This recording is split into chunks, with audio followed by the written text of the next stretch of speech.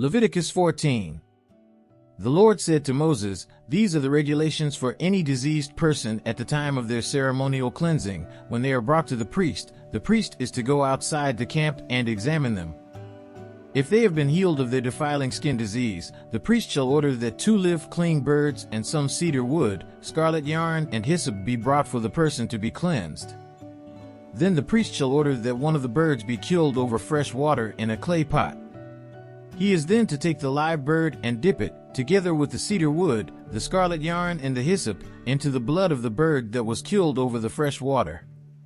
7 times he shall sprinkle the one to be cleansed of the defiling disease, and then pronounce them clean. After that, he is to release the live bird in the open fields. The person to be cleansed must wash their clothes, shave off all their hair, and bathe with water. Then they will be ceremonially clean. After this they may come into the camp, but they must stay outside their tent for 7 days. On the 7th day they must shave off all their hair. They must shave their head, their beard, their eyebrows, and the rest of their hair. They must wash their clothes and bathe themselves with water, and they will be clean. On the 8th day they must bring 2 male lambs and 1 ewe lamb a year old, each without defect, along with 3/10 of an ephah of the finest flour mixed with olive oil for a grain offering, and 1 log of oil. The priest who pronounces them clean shall present both the one to be cleansed and their offerings before the Lord at the entrance to the tent of meeting. Then the priest is to take one of the male lambs and offer it as a guilt offering, along with the log of oil. He shall wave them before the Lord as a wave offering. He is to slaughter the lamb in the sanctuary area where the sin offering and the burnt offering are slaughtered. Like the sin offering, the guilt offering belongs to the priest. It is most holy. The priest is to take some of the blood of the guilt offering and put it on the lobe of the right ear of the one to be cleansed, on the thumb of their right hand, and on the big toe of their right foot. The priest shall then take some of the log of oil, pour it in the palm of his own left hand, dip his right forefinger into the oil in his palm, and with his finger sprinkle some of it before the Lord 7 times.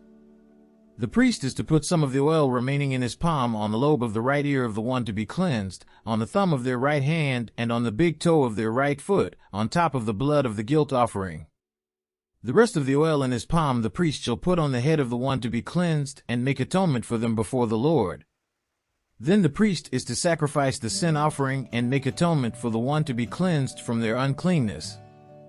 After that, the priest shall slaughter the burnt offering and offer it on the altar, together with the grain offering, and make atonement for them, and they will be clean. If, however, they are poor and cannot afford these, they must take 1 male lamb as a guilt offering to be waved to make atonement for them, together with 1/10 of an ephah of the finest flour mixed with olive oil for a grain offering, a log of oil, and 2 doves or 2 young pigeons, such as they can afford, one for a sin offering and the other for a burnt offering. On the 8th day they must bring them for their cleansing to the priest at the entrance to the tent of meeting, before the Lord. The priest is to take the lamb for the guilt offering, together with the log of oil, and wave them before the Lord as a wave offering. He shall slaughter the lamb for the guilt offering and take some of its blood and put it on the lobe of the right ear of the one to be cleansed, on the thumb of their right hand, and on the big toe of their right foot. The priest is to pour some of the oil into the palm of his own left hand, and with his right forefinger sprinkle some of the oil from his palm 7 times before the Lord. Some of the oil in his palm he is to put on the same places he put the blood of the guilt offering, on the lobe of the right ear of the one to be cleansed, on the thumb of their right hand, and on the big toe of their right foot. The rest of the oil in his palm the priest shall put on the head of the one to be cleansed, to make atonement for them before the Lord. Then he shall sacrifice the doves or the young pigeons, such as the person can afford, one as a sin offering and the other as a burnt offering, together with the grain offering. In this way the priest will make atonement before the Lord on behalf of the one to be cleansed.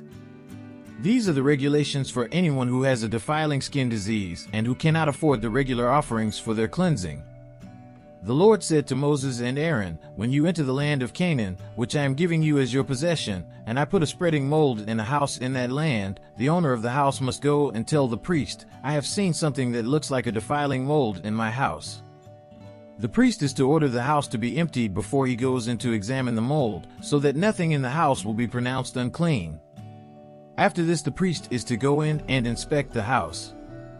he is to examine the mold on the walls, and if it has greenish or reddish depressions that appear to be deeper than the surface of the wall, the priest shall go out the doorway of the house and close it up for 7 days. On the 7th day the priest shall return to inspect the house. If the mold has spread on the walls, he is to order that the contaminated stones be torn out and thrown into an unclean place outside the town.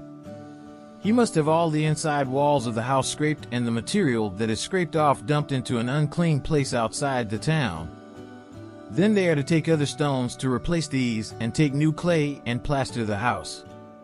If the defiling mold reappears in the house after the stones have been torn out and the house scraped and plastered, the priest is to go and examine it, and if the mold has spread in the house, it is a persistent defiling mold, the house is unclean.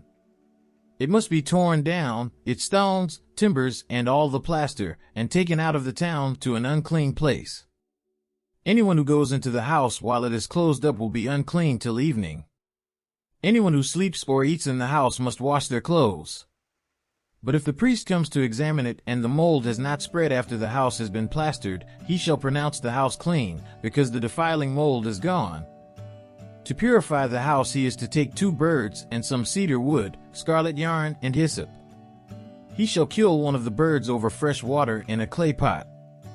Then he is to take the cedar wood, the hyssop, the scarlet yarn, and the live bird, dip them into the blood of the dead bird and the fresh water, and sprinkle the house 7 times. He shall purify the house with the bird's blood, the fresh water, the live bird, the cedar wood, the hyssop, and the scarlet yarn. Then he is to release the live bird in the open fields outside the town. In this way he will make atonement for the house, and it will be clean. These are the regulations for any defiling skin disease, for a sore, for defiling molds in fabric or in a house, and for a swelling, a rash, or a shiny spot, to determine when something is clean or unclean. These are the regulations for defiling skin diseases and defiling molds.